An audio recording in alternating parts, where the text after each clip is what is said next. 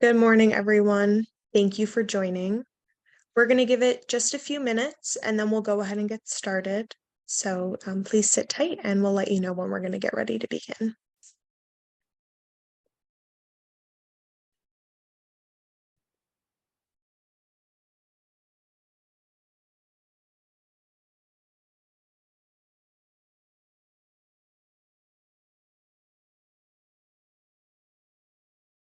While we're waiting, feel free to introduce yourselves in the chat.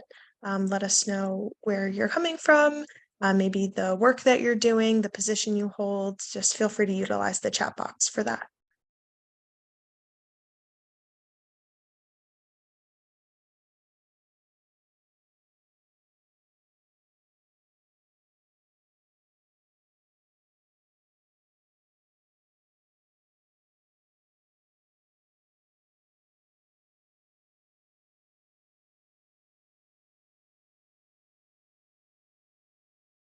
All right, for the sake of time, we will go ahead and get started with some introductions. Welcome everyone to MCASA's virtual campus training series. Today is the final training of our 2022-2023 training series. Today's session is on serving student sexual assault survivors with disabilities, presented by MCASA's Underserved Populations Policy Advocate and Training Assistant, Ms. Chelsea Hood. For any technical issues that you might have during today's training, feel free to message me privately. But if you have questions about today's training session or have any comments throughout, please utilize the chat function. We'll be checking that throughout and we'll have time at the end for questions. Just some housekeeping items. We have enabled closed captions for today's training, so you should be able to turn those on using the bottom bar of your Zoom screen. You can also adjust the text size if needed. We do also have ASL interpreters with us today for this session, so thank you to both of them for being here, and we have them pinned on the screen for those who might need the interpreters. So with that, I'm going to turn it over to Chelsea Hood to get us started with today's training. Thank you so much, Meredith. And thank you all so very much for being with us this morning. Today, this training is again going to be on serving student sexual assault survivors with disabilities. This training is going to shed light on information that is connected to an underserved group that doesn't get a lot of attention. So let's go ahead and get started. Okay, so in reference to objectives, this is what we are going to talk about. It's designed for us to be able to learn from each other and also recognize that we do not hold all of the knowledge and experience in this space, especially with this population and how sexual violence is impacting students with disabilities. So we have as much to learn from you all, and you all have a lot that you can learn from each other. So this is what we will be talking about today. We will be discussing terminology that is connected with this community. We will be discussing common misconceptions and risk factors that impact what sexual violence in the aftermath looks like, reasonable accommodations for students with disabilities, potential barriers to accessing support services, and lastly, considerations for best practices. So again, just, please feel free to be active in the chat today if that is something that you would like to use to engage with one another and the topics at hand. So when we say students with disabilities, when we say that they are an underserved group, what do we mean by that? What does underserved look like for this community? So the disability community experiences one of the highest rates of sexual violence in the United States. Yet this community is hardly included in conversations around sexual violence. And on top of that, the lack of representation for the disability community in mainstream, it is most definitely unsettling when it comes to sexual assault and harassment advocacy. It causes a great amount of isolation for these survivors, including their stories. Statistics on sexual assault within the disabled community varies, which is largely because of a very low reporting rate and varied definitions of mental, emotional, and physical disability. However, we were able to find some statistics in reference to sexual violence in this community. So we do have some that are connected to survivors. In general, students with disabilities account for approximately 11% of the undergraduate population. And as college becomes more affordable and more accessible as time goes on, this number will continue to rise. Disabilities that students can come to college with include, but are not limited to, visual and hearing impairments, physical or mobility impairments, and learning disabilities, all of which can affect a student's ability to navigate through campus and the classroom. Almost 20% of college students identify as having a disability, whether it's sensory, physical, cognitive, or intellectual. 31.6% of females with disabilities compared to 18.4% of females without disabilities report experiencing sexual victimization on campus. This means that 1 out of every 3 female undergraduates with a disability had been sexually assaulted during their time at college. Now, I will say this, that it was very difficult and challenging for me to find concrete statistics on male survivors who are students with disabilities. As a lot of us know, when it comes to the primary survivor or victim of sexual assault, it is female or female identifying folks. So it was easier for me, although this is understudied, it was easier for me to find statistics on females versus males within this capacity. So I just want to make that clear. So there is still little known about how sexual assault affects students with disabilities. According to the 2019 Association of American Universities Campus Climate Survey, students with no disabilities experience non-consensual sexual contact at a rate of approximately 9.4%, whereas students with disabilities were at an average rate of 17%. So considering these high rates of sexual assault that students with disabilities are facing, higher education institutions can play an active role in protecting these students. However, research in this area again suggests that institutions may be failing to, if anything, holistically support students with disabilities due to the misunderstanding of the experiences that they have to endure and be able to deal with on their own. Also, we do need to consider that these survivors may be underserved by our organizations based off of our own personal beliefs, our cultural attitudes, and overall in reference to our meaning of identity. It is also connected to our lack of awareness when it comes to this community and understanding of their identities. And also, sadly, there are some microaggressions along the way when it comes to students with disabilities who have been impacted by sexual violence and stereotypes of people who hold these identities.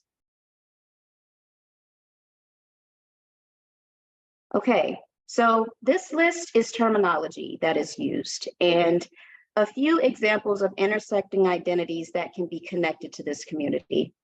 So when it comes to this list, it is not exhaustive and it is not in any particular order. So I will briefly go over each one, but if you have additional questions, please let us know in the chat.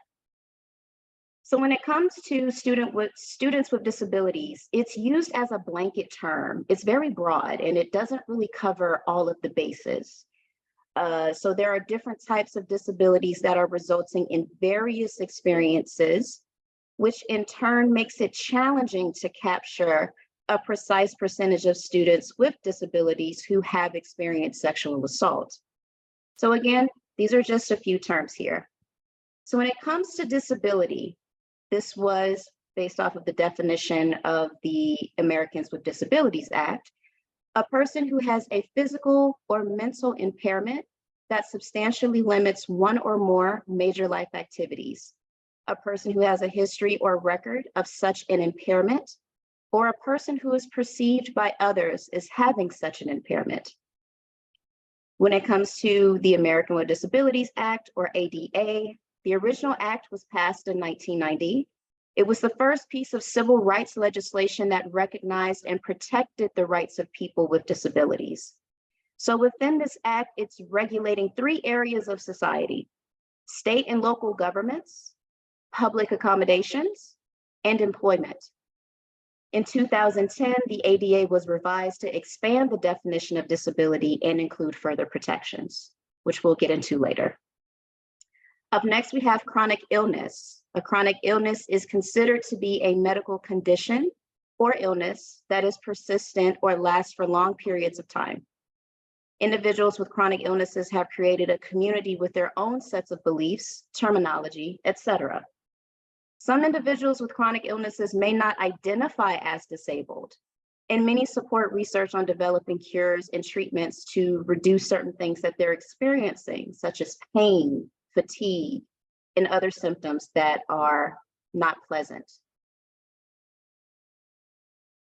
Up next, we have ableism. Ableism is considered to be a systematic type of discrimination against disabled folks and favoring of non-disabled people.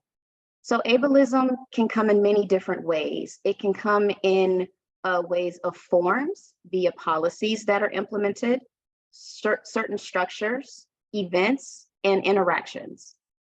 People and systems can do it consciously or unconsciously. And also, I do want to say that there have been instances, or there are some common occurrences where a disabled person can participate in ableism against other disabled people because it is based off of a certain disability that one person may have compared to the other and what their limitations could be. So when it comes to disability identity, a term that refers to the belief that a person specifically identifies as disabled and participates in the disability community. People who identify as a disabled person see the label as a way to show that they share a common life experience and a shared perspective of the world. Then we have neurodiversity. Neurodiversity is a movement that is promoting social acceptance of neurological difference as a part of the broad landscape of human diversity. According to the Autistic Self-Advocacy Network, it was actually coined by an autistic person by the name of Jim Sinclair, and it's often used in the autistic self-advocacy community. Along with that, the neurodiversity movement has spread to other parts of the disability community. Now they're starting to include learning and mental health disabilities as well within the neurodiversity movement. Certain communities that are connected to having ADHD, autism, dyspraxia, and dyslexia. They all fall within that spectrum of neurodiversity, and they are all considered to be neurodiverse conditions. So when it comes to neurodifferences, they're recognized and appreciated as a category, a social category, similar to differences in ethnicity, sexual orientation, gender, or ability. So the idea is that there's no correct way that our brain is working. There's no blueprint in reference to how the brain should work in detail. So instead, there's a wide range of ways that people are perceiving and responding to the world, how they communicate and how they interact in social settings. And overall, they are promoting that these differences be embraced and encouraged. When it comes to disabled person and person with a disability, these two terms describe identity first versus first language.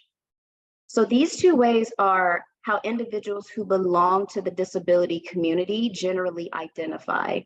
So each person in the community may identify differently, and there's no consensus that reflects the entire disability community, because again, we want to make sure that we're not being broad when it comes to this community, because it's so many different unique factors when it comes to this community and what it looks like for different people. So in general, individuals who were born before the disability rights movement, they use the term person with a disability to highlight that they are a person first, often referred to as person first language.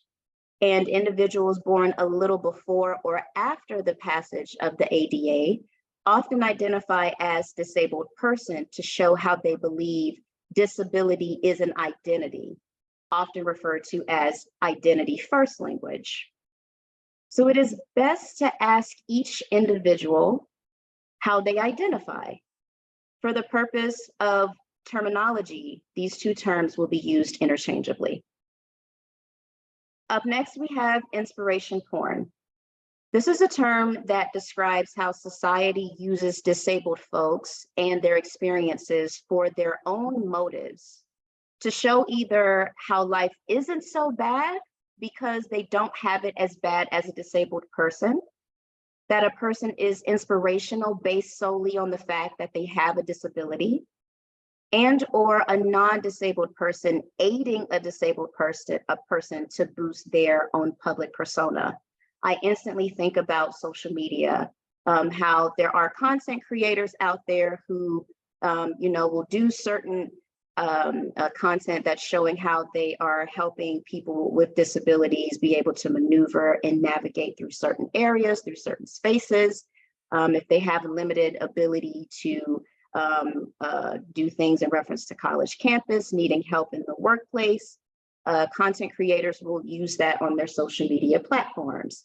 There's a differing of reactions to that, right? You have some people who are, really encouraging that, saying that that was a great deed, that was a good thing that you did for this person. But there are also comments as to where it is frowned upon because it's looking as if you're not doing it for the greater good, but you're doing it to get the praise. So there are a lot of reactions and comments to people who use social media platforms to show that they are helping people with disabilities.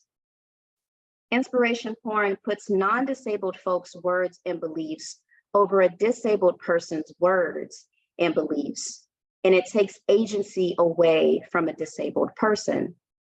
An example would also be if an organization filmed a disabled person, often without their permission, being helped by a non-disabled person, and they're talking about how it felt for them to help the disabled person, having that commentary, not really speaking to or giving the attention to the person who was helped, but shedding more light on the person who did the helping, who is considered to be non-disabled. Really focusing on the intent and the outcome there is crucial. So up next, we have physical impairment. This refers to the disability that impacts a person's mobility, dexterity, or agility. Students with this type of disability may have experienced, for example, a spinal cord injury where they're paraplegic or quadriplegic, or amputation, or they may have been born with cerebral palsy, spina bifida, muscular dystrophy, or cardiac conditions. Up next, we have mental impairment. This refers to psychological and or psychiatric conditions that result in emotional or mental health challenges. For example, you may see on a campus things like people who are have a diagnosis of major depression, bipolar disorder, anxiety disorders, which also is connected to panic disorders, schizophrenia, and post-traumatic stress disorder. Up next, we have learning disability. This refers to disabilities that can result in compromise within the cognitive or intellectual capacity. So students who have experienced a TBI, which is short for traumatic brain injury, would fall into this category. Learning disabilities are generally less severe than intellectual disabilities, but can cause difficulty when it comes to traditional learning environments. For example, learning disabilities may include dyslexia and nonverbal learning. Up next, we have hearing loss. People with a variety of hearing conditions, which includes deafness, being hard of hearing, experiencing ringing in the ears, or having sensitivity to noise. Up next, we have acquired brain injury. This is any damage to the brain that occurred after birth. Common causes of acquired brain injury, or for short, ABI, includes accidents, stroke, lack of oxygen, and degenerative neurological disease. ABI-related disability can affect cognitive, physical, emotional, and independent functioning. And lastly, we have other disabilities, people who are blind, the deaf and hard of hearing community, and other disabilities that are connected with this as well. So the reason that I go over these terms is because it's important to understand that when it comes to disabilities, they are very complex because it varies based on the type of disability an individual has. And although it's helpful to have accurate terminology when we're discussing or referring to a disability, many people with disabilities have individual preferences, right? Being able to highlight and acknowledge the uniqueness within this community is important for sharing their understanding of the conditions that are impacting their lives. So further, most people, including people with disabilities, would prefer to be known as a person rather than as a label. So we recommend referring to a person's disability only if necessary and according to person-first language. So this means that we will refer to the person first and then to their type of disability. For example, we would say a person with a physical disability instead of the physically disabled. So all of the more just wanting to be respectful and refer to an individual with a disability by using their first or last name can also be something that can be used as an acknowledgement as well. Okay, so now we're going to discuss common misconceptions within this community. So what do I mean when I say common misconceptions? They are oftentimes a viewpoint, a very rigid viewpoint that is being accepted as truth in society. Moreover, this can be very harmful for groups of people when they are targeted by nonsensical stereotypes. And this is not an exhaustive list again, but these are just a few examples of myths that are targeting people with disabilities. For instance, all disabled people are asexual. This is not true due to the fact that people with disabilities have the same sexual desires and needs as non-disabled folks. Of course, when we talk about LGBTQ+ communities, there are people with disabilities who identify as asexual, but to generalize and say that this is something that is umbrella, right? That all people with disabilities are asexual, that is a false statement. Because this myth is so prevalent, few children and youth with disabilities are taught about their own sexual development and health of their bodies. So this information is just a vacuum that makes them more vulnerable to people who are attempting to groom them for their own abusive purposes. People with disabilities are not able to participate equally in intimacy. This is false. This is false because they can participate based on their comfort level while having sexual interactions. Disabled folks have an inability to control their urges. This is a misconception that takes away from the person's autonomy and agency over their bodies. Simply, this is just not true.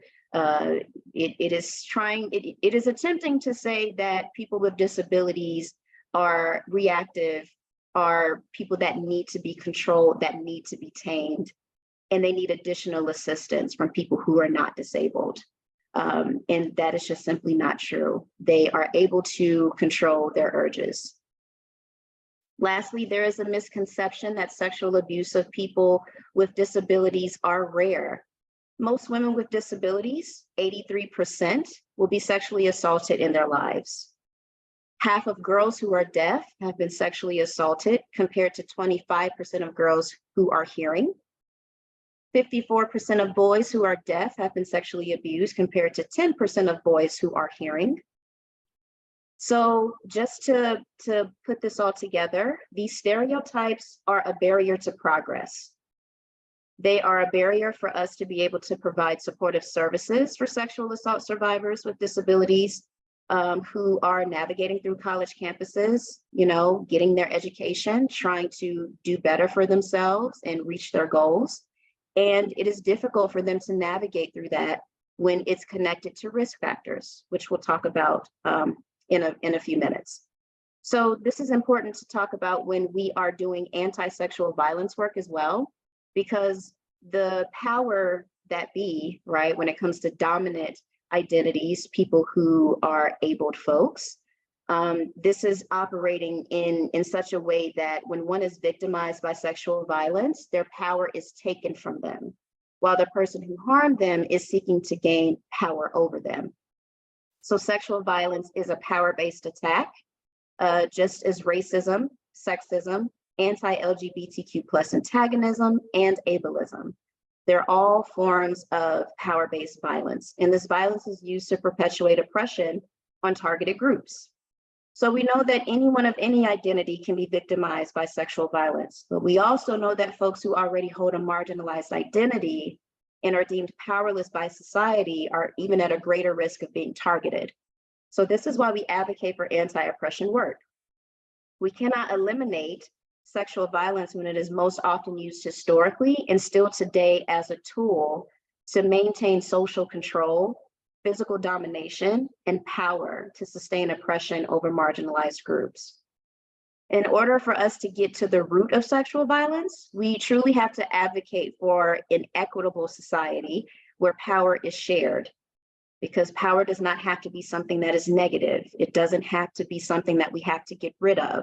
Instead of being power over, we are power shared. You are able to level out the playing field when it comes to divvying up power as to where everybody can be able to have what they need and be able to flourish in such a way that a part of their journey is eliminating certain things that are getting in the way. Being able to eliminate personal biases, right? Expanding our own personal and professional networks so that we have a clearer understanding of how to work with this particular group, and improving access to our institutions for folks and using effective responses within our institutions is needed as well. Okay, so up next, we're going to talk about risk factors. So a major risk factor seen in students with disabilities is social isolation. And subsequently, this is connected to the other three things here: low self-esteem. Oftentimes offenders are exploiting, right? They exploit people who have marginalized identities, groups that are considered to be forgotten about, overlooked, understudied. They exploit a person's lack of confidence to coerce them into doing whatever the offender wants them to do. And it leads to the concept known as learned helplessness. So students with disabilities tend to be more socially isolated, which may lead them to feel powerless in certain situations, in abusive relationships, when they've experienced sexual assault, when they experience people that are abusing them, caregiver abuse, financial abuse, things of that nature, because it could be connected to the fear of being alone. In turn, offenders exploit this fear and vulnerability to control the person with a disability. So researchers have talked about building on the notion of exploitation in analyzing hookup connections and long-term relationships between students with disabilities and able-bodied students. So when it comes to hookup connections, a student's disability may be used to manipulate an emotional connection. So for an example, there could be an offender who is encouraging someone who is taking a certain type of medication to drink alcohol, knowing for a fact that it can cause a negative physiological interaction within the person. The offender then masks this as, I'm trying to take care of you. I'm here to make sure that you're okay, right? When in reality, they're attempting to take advantage of the person's incapacitated state. So long-term relationships involving a student with a disability may have more instances of physical and psychological abuse, which is where exploitation and disability-specific abuse can become more prevalent. So the offender may try to convince the person that their disability makes them undesirable in an attempt to further socially isolate them. So this is further echoed in additional research where they investigated the acts of looking at the links of sexual assault and intimate partner violence on female students with ADHD. In one particular study, there was a group of students seen as inattentive and unable to perceive risk. And because of that, they were more likely to experience higher rates of sexual assault. So students with ADHD may have more difficulty making friends, and therefore there could be times when they engage in risky behavior, such as consuming alcohol or drugs in order to impress those around them.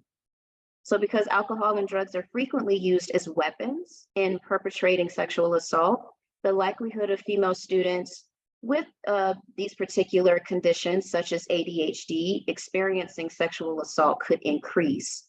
So that's just one example from one particular study that focuses on risk factors that are connected to students who have a condition and or a disability that are navigating through college campuses. Okay, up next, we are going to talk about intersectionality. Now, it is important to know that people are not a monolith. No one group is the same because no one person holds just one identity. So some of you may be familiar with the term intersectionality. Although this is Audre Lorde here, she is a writer, a civil rights activist, and she states there is no such thing as a single issue struggle because we do not live single issue lives. So when it comes to intersectionality, Kimberly Crenshaw, who is a lawyer and a professor at the UCLA School of Law and Columbia Law School, she coined the term intersectionality in 1989 to be able to describe the intersection of identities and power. And there is a quote here right beside Audre Lorde that says, ableism coupled with white supremacy, supported by capitalism, underscored by heteropatriarchy, has rendered the vast majority of the world invalid. So that intersection of our identities and the power associated with those identities impacts how we see the world, how the world sees us, and how we are treated and what we have access to. So when it comes to intersectionality in connection to people with disabilities, there's a greater risk of experiencing harm because they're more likely to experience unfair treatment, especially if they are racially marginalized and or gender diverse. Also connecting that if they are connected to the LGBTQ+ community.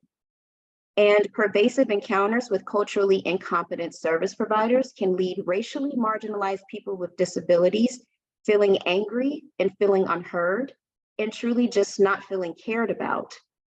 So someone who holds one or many marginalized identities is a member of an underserved population due to the historical and or current oppression their identity group faces. Marginalized people with disabilities experience an increased level of systemic depression and structural discrimination. So it's important to remember that by taking an intersectional approach, being able to look at all identities and being able to acknowledge the uniqueness of all of them, being able to organize, right? We have the opportunity to reimagine existing structures and systems. And we have the opportunity to create a narrative where we can have a world that works and elevates for everyone.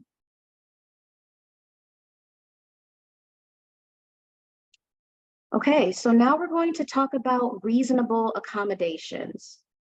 So when it comes to reasonable accommodations for students with disabilities and deaf students, students who are blind, students who have major depression disorder, bipolar disorder, PTSD, and other disabilities that are connected, where there are physical barriers present that they are trying to seek services or they may require accommodations.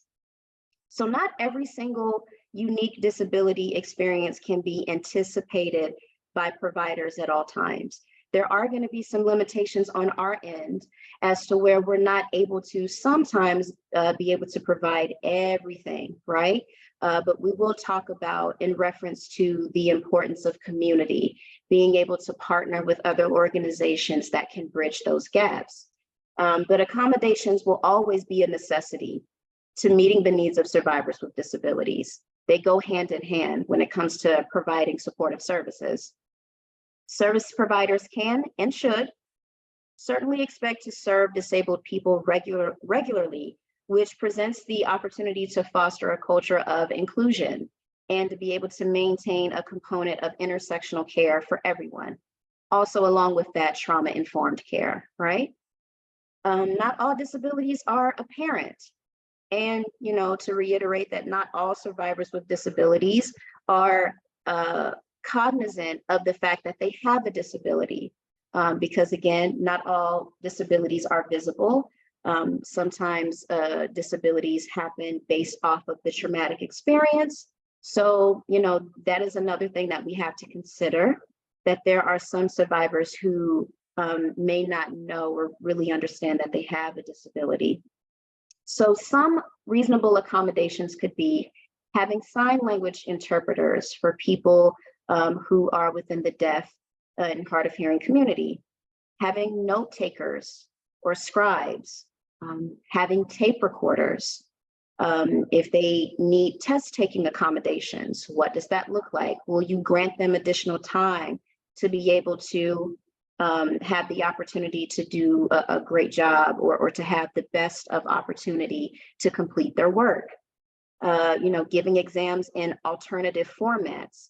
Are you giving a written exam orally, right? Are you changing the way that answers can be recorded? Permitting use of a dictionary or a spell checker, unless the test is designed to measure spelling ability. Are you providing a quiet room for test taking in order to decrease auditory or visual distractions? Do you have assistive listening devices? Do you have the removal of certain barriers in reference to the architect of the room? Are you providing the quiet room for people who are sensitive to noise? Are you checking the lighting? What is the lighting like in your organization or within certain rooms that you take survivors? In written materials, again, do you have large print?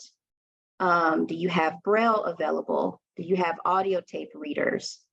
Things like that would be able to help students with disabilities be able to understand that, okay, I am feeling as if the service provider is really trying to help me in reference to making things accommodating for me, instead of just kind of having to figure it out on their own, along with having to seek services for their experience of sexual assault.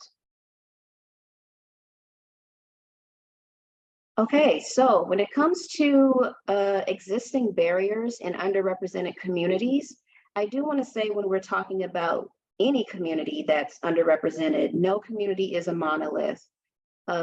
It's really not best practice to do a one-size-fits-all approach. So everyone's experience with sexual violence is different. Their trauma response is different, and how they move through the world with many identities is different. But there are some barriers that may prevent someone from seeking help after an assault, as well as barriers that, after reporting, may prohibit them from having their experience validated and addressed as effectively as possible. So when it comes to physical barriers, again, this could look like stairs to entrances, lack of adequate rolling space for certain events on campus, narrow doorways, and inaccessible restroom facilities.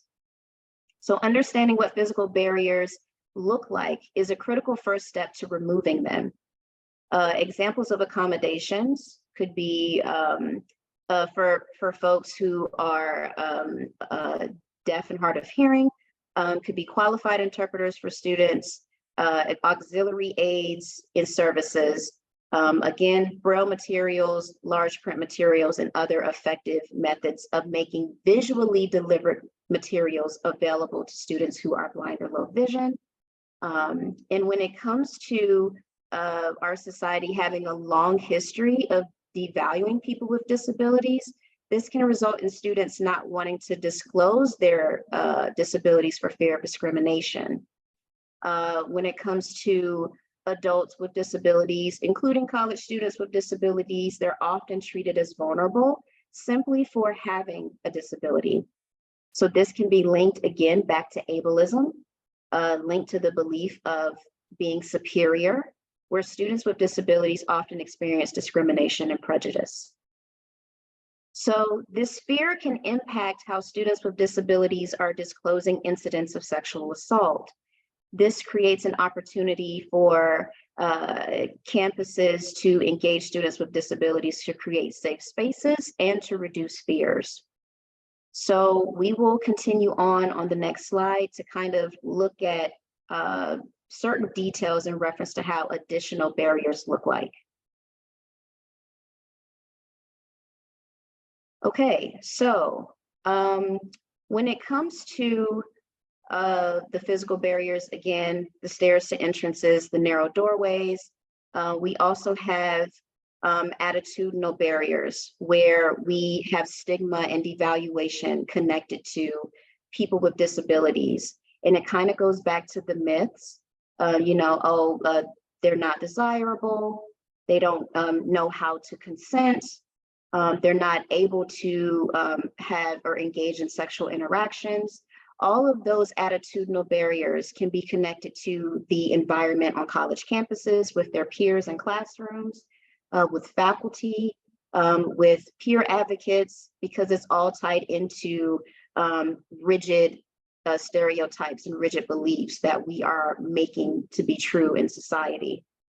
So in reference to paternalistic attitudes on college campuses, generally they're often amplified with when it comes to working with students with disabilities. You have state statutes on sexual assault that can compound this issue by including broad terms such as physically helpless. You know, there we go with the labeling again, and what that looks like and how we categorize people with disabilities as to where they're vulnerable and can't do anything for themselves, or saying that they have a mental disease or a defect as grounds for saying that they have the incapacity to consent.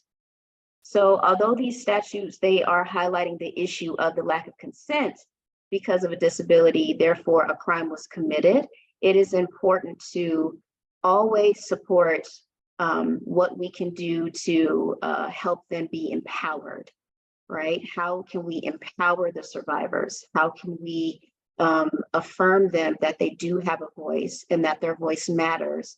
How can we help them build and be able to maintain the autonomy over their bodies? Because after dealing with sexual assault, a person was trying to take away the agency and autonomy of their bodies. So how do we help them be able to understand and to grasp that feeling back again? So when it comes to campus education and awareness programs that may not account for access needs when it comes to certain campus events that are going on, we have to be able to focus on that when it comes to programming. And also when survivors with disabilities don't see themselves represented, because representation is everything that matters. When they don't see themselves represented in campus conversations around sexual assault, they may be embarrassed to report. They may feel as if it's pointless to seek help or to pursue services due to their disability not being recognized. So even if these are not barriers that people would face at your organization or on your campus, or certain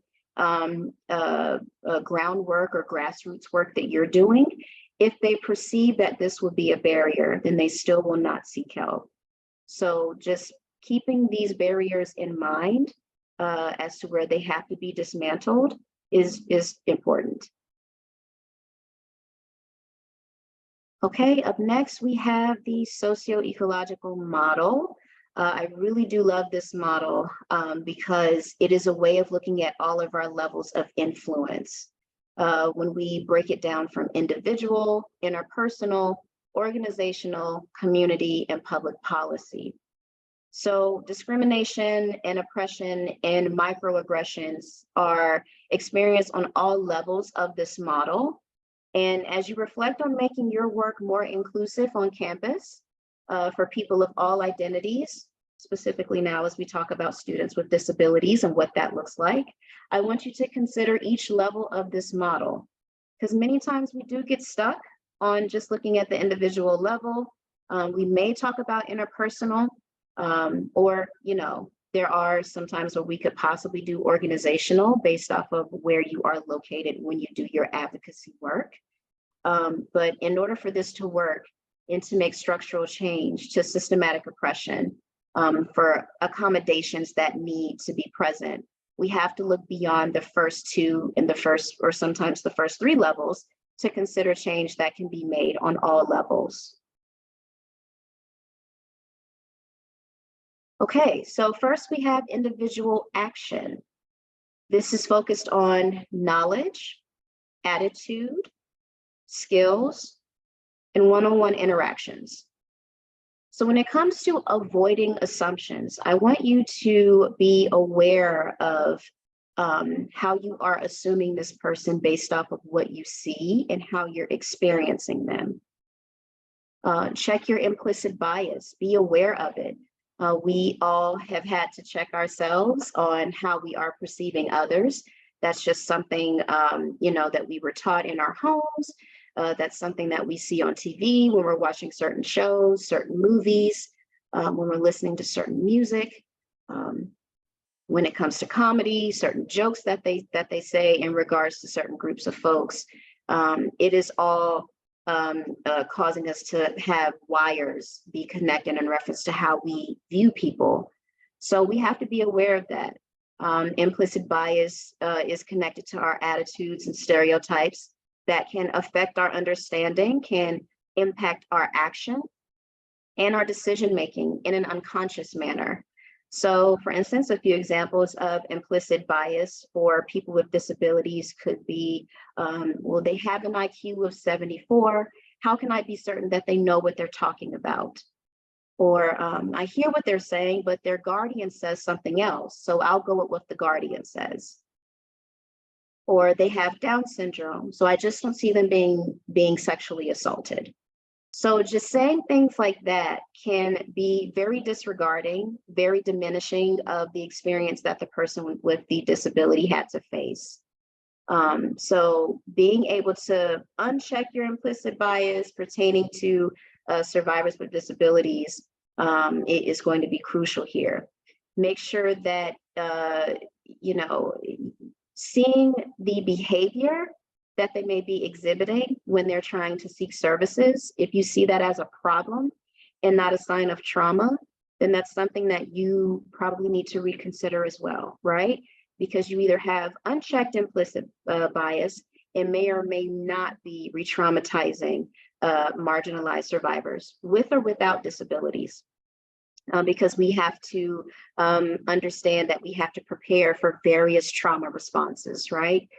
How you think a person would respond based off of what has happened to them, it may be completely different from what you see in front of you. So, providing care in an intersectional manner, providing trauma-informed care, really listening to what they have to say, ask for their input. That's kind of helping with the autonomy and the agency again. Using simple language. Please do not use the current trend words and the very long syllable words, because we are having to demonstrate to them that we're here for them, right? So we want them to be able to understand their options and not have to put things together on their own. We don't want to confuse them, right? And also validate their identity. Focus on the trauma, right? Let's not let's not assume that, because you are a person who is using a wheelchair, then I don't see how the offender could have done X, Y, and Z, right? Because then you're focusing on the disability instead of focusing on the trauma.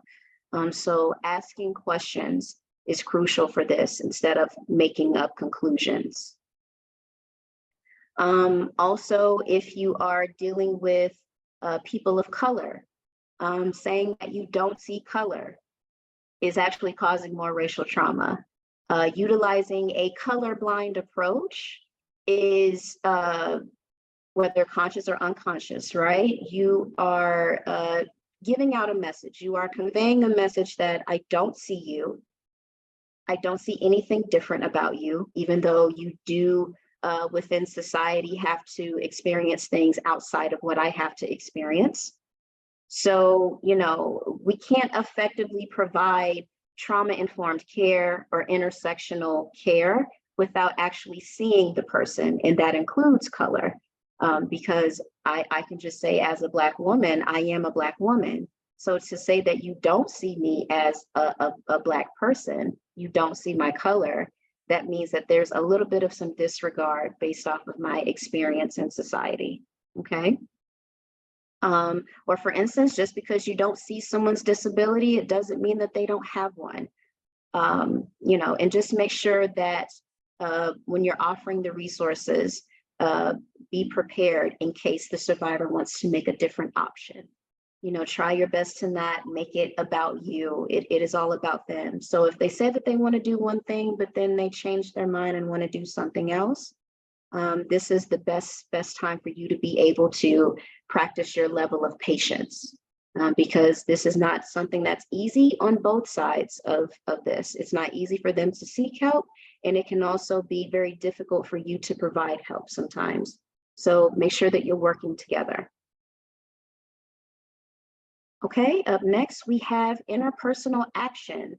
So this is about your social network as the advocate, and how do you show up and represent the agency when you're working with survivors with disabilities?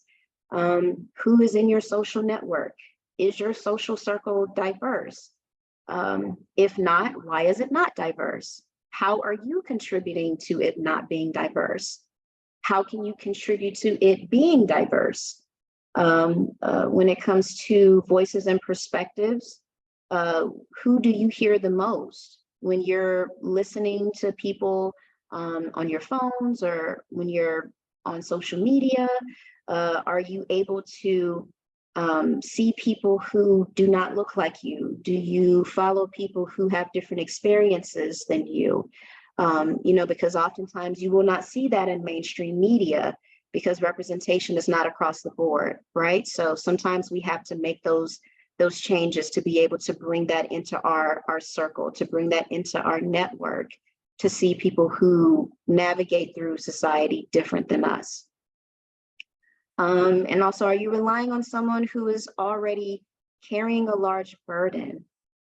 Are you avoiding perspectives from certain people who may challenge you? One thing that I want you all to consider with this is, again, we all have our personal biases. We all have to take accountability, that sometimes we don't always say the right thing. We don't always think the right thing when it comes to dealing with people who are different than us. So if a person is challenging you, right, in a constructive way, not a critical way, but if they're asking you questions, on, well, why did you want to take this route when providing services? Of course, being able to describe what your thought process was with that, it is a game changer. Because if there are some things that probably need to be corrected or redirected, it's not to say that you're not doing a good job, but it's just a way of being able to enhance your skill set when it comes to working with, we'll say here, people with disabilities or people who have other marginalized identities. Okay, up next we have organizational action. This is focused on social institutions, as for here, college campuses, and environment. What does your environment look like? What does it look like on a day-to-day basis? Who are you interacting with? Do you have ways of communicating with anyone who comes in and who comes out? For instance, do you have interpreters or resources for people who speak various languages, who need ASL services or need Braille? Do people know what to expect when they come in? Because this could be a cause of some stress and some anxiety-inducing feelings when they're having to seek services for something like this. So how can we kind of lighten the load a bit, right? Ensuring that you have reasonable accommodations for major access needs. We've talked about that. Acquiring if they need additional services when requested or when needed. And when it comes to organizations, there may need to be some modifying of rules and requirements, such as, being a little bit more flexible when they can arrive on time for certain appointments, completing certain requirements, or attending certain sessions or things that you may have put in place for them to have services for survivors. You know, how can you kind of be flexible with these people as they're trying to, you know, deal with the aftermath of what's happened, and also trying to navigate through this also while needing additional accommodations. What does it look like when you have to remove any policies or procedures when it comes to people who are struggling to be able to make progress, right? Are you calling them disruptive? Do you call them difficult? Are you calling the police because they are showing certain behaviors based off of what information that you gave them? Because that's something that needs to be advocated for to be removed. Calling the police on disruptive folks. It has to be changed because when we're talking about trauma-informed care, again, we're talking about the responses to what they are being told. It could be re-triggering to them. It could re-traumatize them and can just cause a lot of strong emotions that they're having to deal with in real time. So how can you navigate through that, right? How can you de-escalate before calling campus security? So when it comes to incorporating specific goals pertaining to inclusion of disabled survivors, not just clients, but also staff, right? The people that are working there, board members, people that are like stakeholders, you know, into the strategic plan. What does that look like for people who are working, service providers, other service providers who also need these services as well? How can we accommodate? Because again, representation matters. If you have people with disabilities working along with you within the anti-sexual violence movement, then of course it's going to make it a little bit easier for students with disabilities to come in and want to speak to you all, because they can see that there are some people that they could possibly relate to within your network. Also, when we're looking at knowledge and training requirements for staff, do you all have that in reference to enhancing your knowledge on current trends, any changes in statistics, any additional accommodations that are coming out for people with disabilities? Is it done internally or externally? And also, whose trauma are you centering? If you're trauma informed for clients, but not for, again, the people that you're working with, along with, then something needs to be gelled a little bit better. Because we have to understand that our work is impacted in all aspects of this. When it comes to physical space, is it accessible for people with disabilities? Is it accessible for people who may have sensory issues? People who are autoimmune and are afraid of contracting COVID and other illnesses. Think of how your space is organized. When it comes to websites and the accessibility, can people know what to expect when they are on your websites? Websites are very, they're a good tool to be able to advertise the type of work that you provide, the type of information that you have in regards to students with disabilities and other marginalized identities connected to that. And the design of the website, color contrast, screen readers, large phones, is it user-friendly? Looking at things like that is something great to consider. Is it just accessible on a smartphone as it is on a computer? Do you truly value diversity? And what does that look like in your spaces, right? So really being able to shift the narrative as to where you're making those updates, continually to ask questions in reference to how can things continue to move forward and not stay stagnant.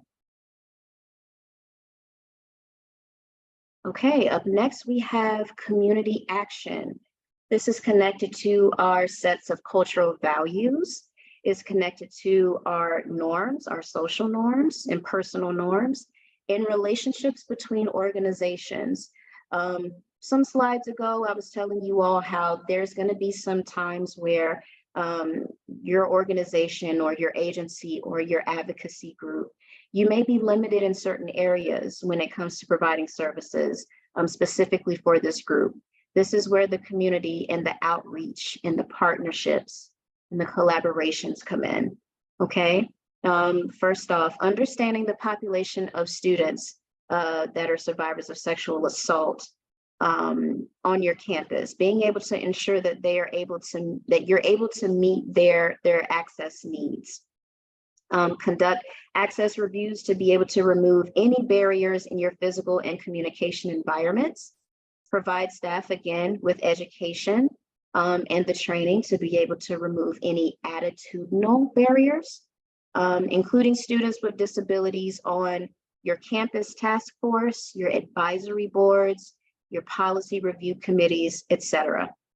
And the best way to truly avoid unintentionally feeding into negative stereotypes is to ensure that students with disabilities are at the table, right? You know, it's fine that, you know, you're able to talk amongst each other, but if you don't have anybody who's actually in the community who is a person with a disability, whatever that disability is, if they're not at the table being able to talk with you in reference to some of the things that could be a benefit, then there is some roadblocks there. Collaborating with students with disabilities on this is crucial. Collaborating across systems to fill gaps for students with disabilities by talking to the Title IX office. There should be a strong working relationship with your Title IX office, along with disability services in all offices that can be connected with the guiding laws and regulations when it comes to working with this specific community is going to be crucial. Also, partnering up with disability services and disabled student organizations to create accessible programming is important. Recognizing and supporting disabled students through inclusive campaigns, storytelling, and additional programs and centers that are really prioritizing their needs. Also talking to local officials, how you all can collaborate and talk about things that can be changed in a positive way. Also getting on SART, the sexual assault resource team, being able to, you know, really talk about the things that have been working, because there are some best practices that have been put into action and it's been effective. And what are some things that need to be worked on?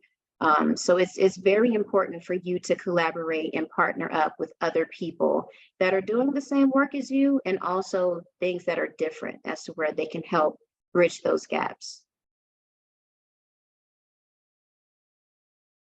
Okay, when we talk about political action, talking about public policy, this is focused on your state and local laws and regulations. For example, advocating for positive legislation.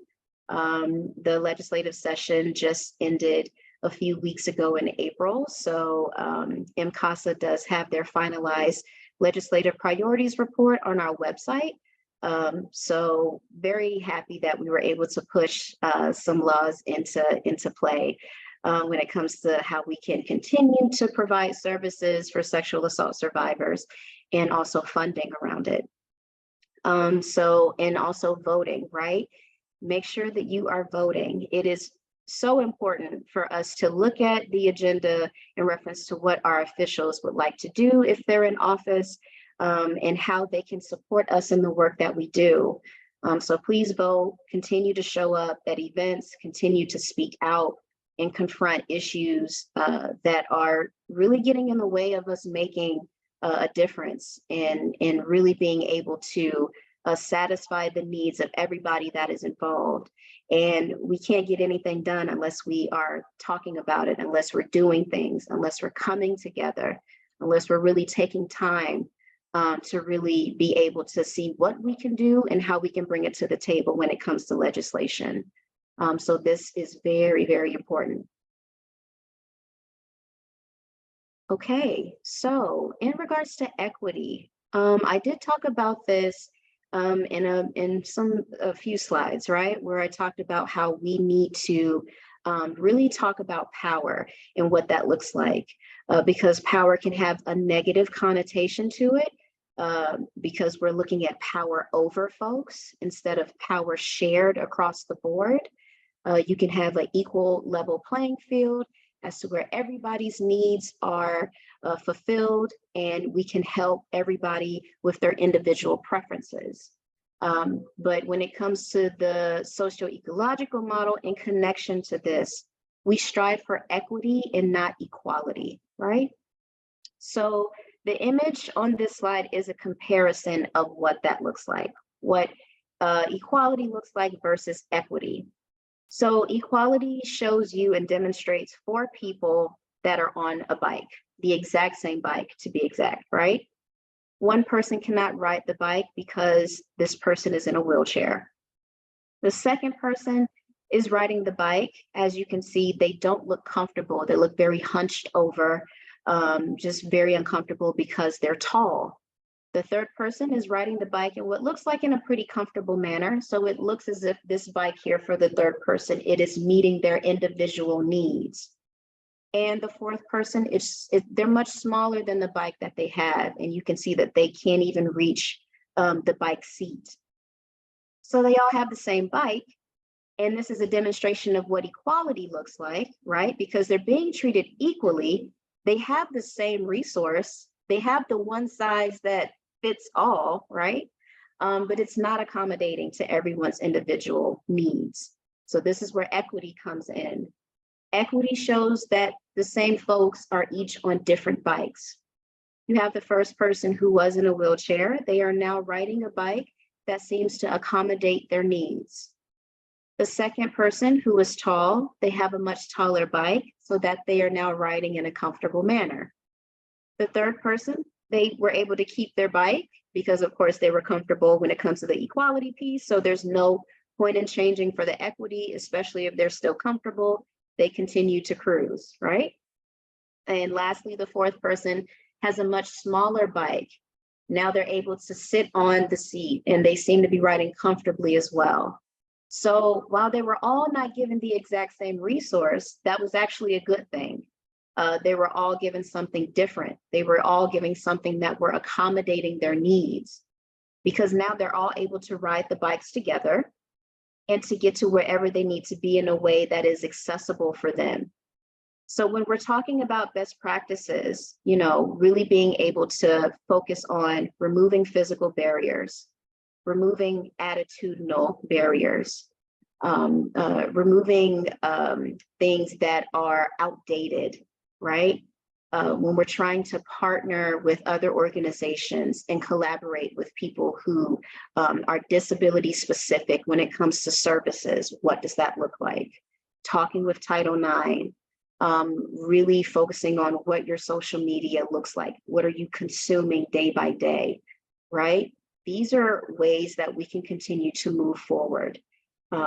If you're into data, right? If you're into doing research, how can you get within the research field as to where we can continue to do studies on people with disabilities, as to where we'll be able to keep statistics going, they're not outdated, any current trends that are going on, we can stay up to date with that. And they also use research to be able to influence legislation as well. So all of these things that we can continue to talk about, you know, be forward thinking, ask critical questions on what can we do to make this better? What is working and what is not working? That is going to be something that's going to not be a one size fits all, because as you can see, you need something that's going to be accessible for everybody. So, you know, you can think, well, we've done this before and it seems to work, but who is it working for? Who's having to jump through additional hoops as to where, you know, you have to make it work for them. So sometimes we have to get really creative with our resources, with our policies, with our supportive services, focusing on funding. What do your forms look like? Are they accessible to people who need digital needs, who need tape recorders, Braille, ASL, you know, really looking at how this can ensure that every survivor will be able to come to you and start their healing process. So the more inclusive that we can be with our interactions, our organizations, our legislation, the more people will be able to serve as effectively as possible. So equality is treating others how we want to be treated, but equity is treating others how they want to be treated. And again, it's not about us, it's solely about them, okay?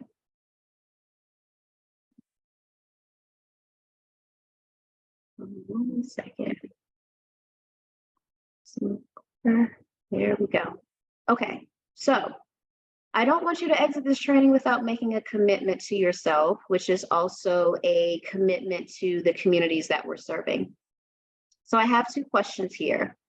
What are some barriers, if you have worked with people with disabilities before, what are some barriers to providing services to students with disabilities that you have experienced at your organization or agency? So that's the first question. Working within this space, what has been frustrating for you? What has been a barrier to progress? What has been very time consuming to get over? And what strategies do you plan to implement after this training today? And you all can put it in the chat in reference to those 2 questions. Let's see here. Oh, Sandra, I see here, you said, what did the sign language poster spell? It spelled out rape, R-A-P-E. That was from the Gallaudet University's website. They had did an article in reference to what sexual assault looked like for their college students at Gallaudet University.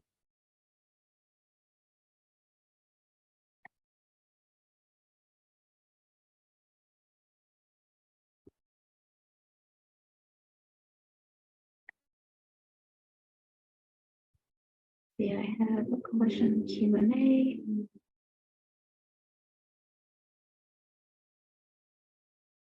Okay, so someone said, what is the percentage of people with disabilities perpetrators of sexual violence against another person with disabilities? That is a great question. I actually didn't look into the statistics for that. I did read that that was another common misconception in reference to that being a rigid stereotype, that people with disabilities cannot be a perpetrator based off of their condition, which obviously that's a myth, right? But I didn't read any statistics on that. So I will, if you please put your email address in the chat if need be. And if I need to send over information regarding that, I can send that over because I'm very confident that there's research on that. I just don't know it off the top of my head. Okay. Got you, Sandra. Thank you so much for your question. I'm glad I cleared that up for you. Julie said, I plan to set up a meeting with 2 student groups, the Disabled Coalition and Advocates for Neurodiversity, to ask how our programs and campaigns can be improved. That is awesome, Julie. Nice. I hope that you all can come up with something that's going to be effective and can work for everybody involved with that. I think that's great. Thank you.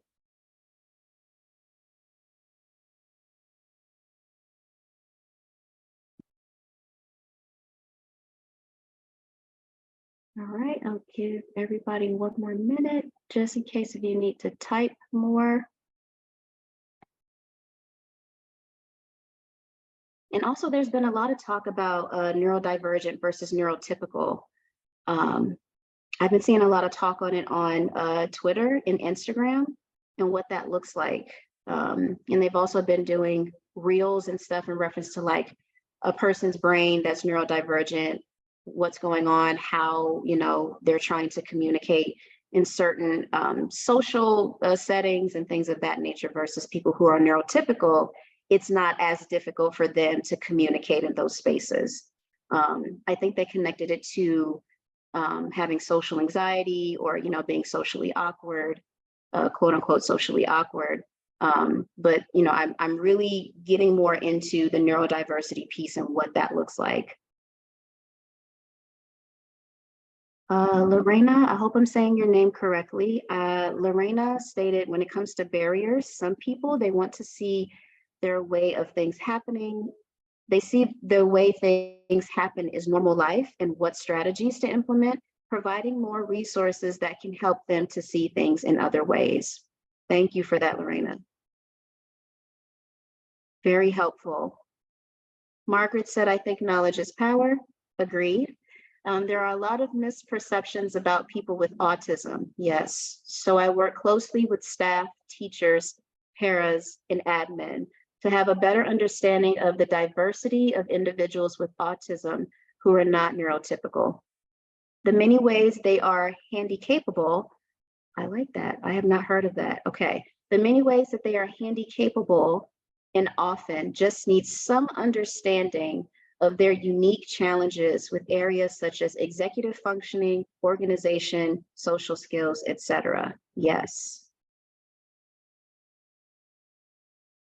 And that's where I got a lot of the information for this training for the Autism Association Network, when they were talking about neurotypical versus neurodivergent.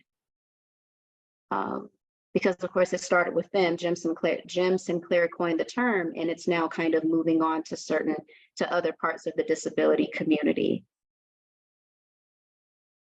Okay. Okay, Sandra says, I haven't encountered this on the job as of yet, but in my family and community, I have. I think I need to explore what resources are available in my workplace for working with disabled clients. I know there are resources for deaf and hearing impaired and translating language resources, but I'm not sure what else. Okay, good, good. You see how like the wheels are starting to turn, like, okay, I know that we have this and this, we have this available, but I'm not so sure about this working in regards to, additional resources. So that's good, Sandra. Because, this stuff takes time. And of course, when it comes to funding, that's another thing that we have to consider. So we have to always try to be creative with the stuff that we need to fill in. All right, anyone else?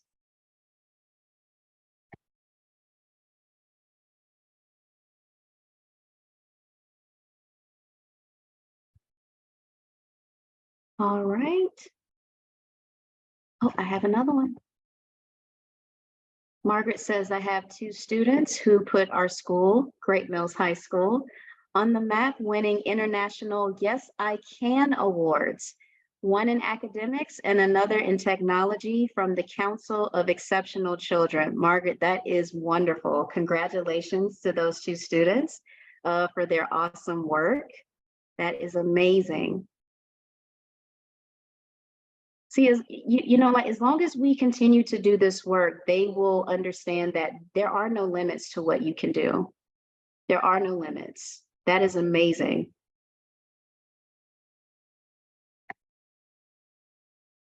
Yes, you're welcome. Tell them MCASA is so proud of them for that. That is awesome. All right, I'll wait a few more seconds.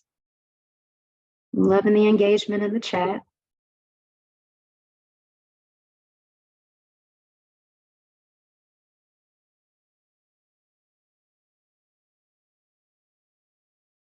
Okay. All right. So, of course, you can continue to put things in the chat. I'm just going to leave my contact information here. The person who asked in reference to the percentage of people with disabilities who were perpetrators, if you need that information, let me know and I can send that to you. Because the only thing that I was just reading about was that it's a myth that can't happen. But if you need me to delve more and find out that information for you, just let me know. But in the meantime, this is my email address if you all need to reach out to me at chood@mcasa.org. And thank you all so much for being here with me today. I'm so happy that, we were able to talk a little bit in the chat. You all could hear me blabber for almost 90 minutes. I really appreciate it. So thank you all.